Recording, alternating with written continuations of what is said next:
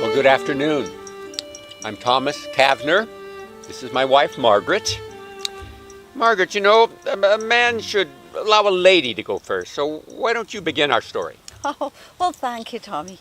I emigrated here from Ireland in 1860 and came to live in Jacksonville with my father.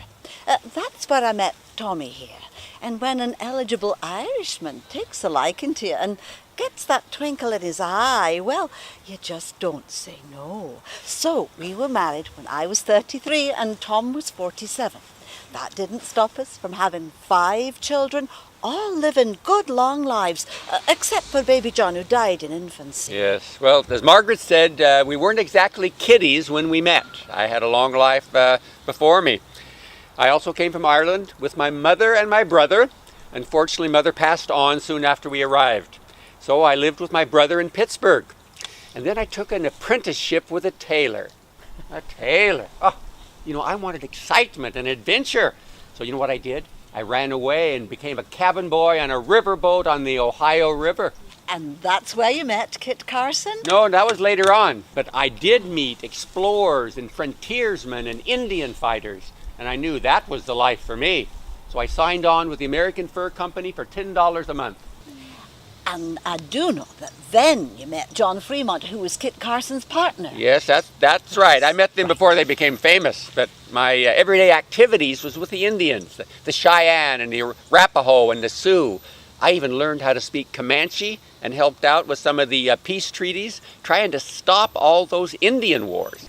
Well, it seems to me that trapping, trading, exploring and Indian wars weren't quite enough excitement for you, because you signed on with Sam Houston to fight in the Mexican-American War as well. Well, Margaret, you should know that it takes a man many years to come to his right senses.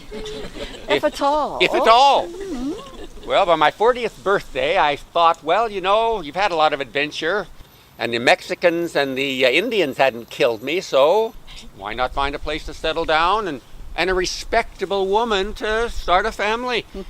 I'd like to ask you about the women you met who were not respectable, but not in this company. So why don't you tell us how you came to be here in Oregon and not on some hacienda in San Antonio with a respectable senorita? Margaret, you're getting your Irish up. Well, I came to Oregon because I heard about the gold strikes here. Didn't do very well mining, so I took out a land claim across from the Dardanelles on the Rogue River for a little farming. But, you know, I still had a little gold fever, so I went up north for a whole year on the Fraser River for more unsuccessful mining.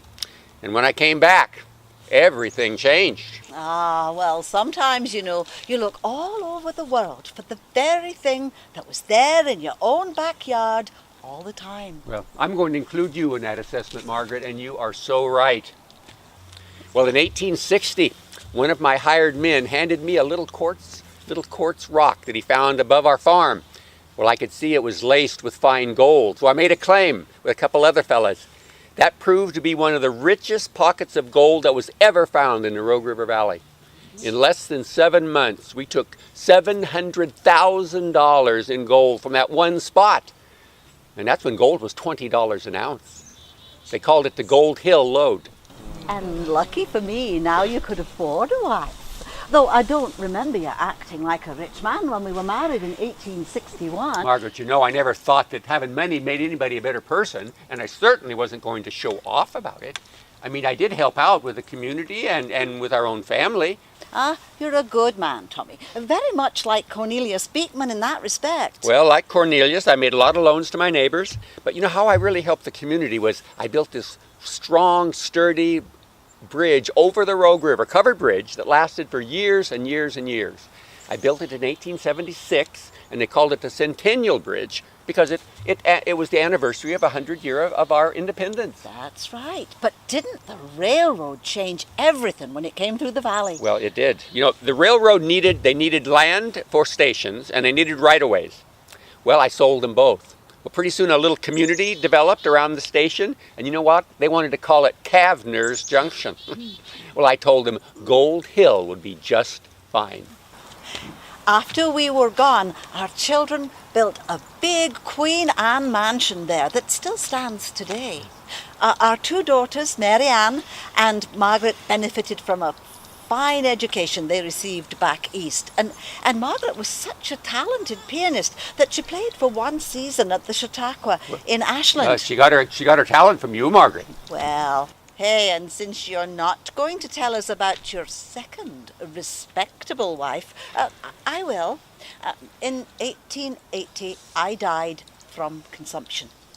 Our two daughters were still children and they needed a mother. Rosa Riley was another Irish woman who, like Tommy, was widowed with children and land. So they were married in 1882, and that helped to keep both families together. Yes, that's true. Now, these lovely people need to get home, and so we need to say goodbye. Well, Margaret, a good way to close would be to give these nice people an Irish blessing to send them on their way. Yes. Let's do our favorite. Let's. May love and laughter light your life and warm your heart and home. May good and faithful friends be yours wherever you may roam. May peace and plenty bless your world with joy that long endures. May all life's passing seasons bring the best to you and yours.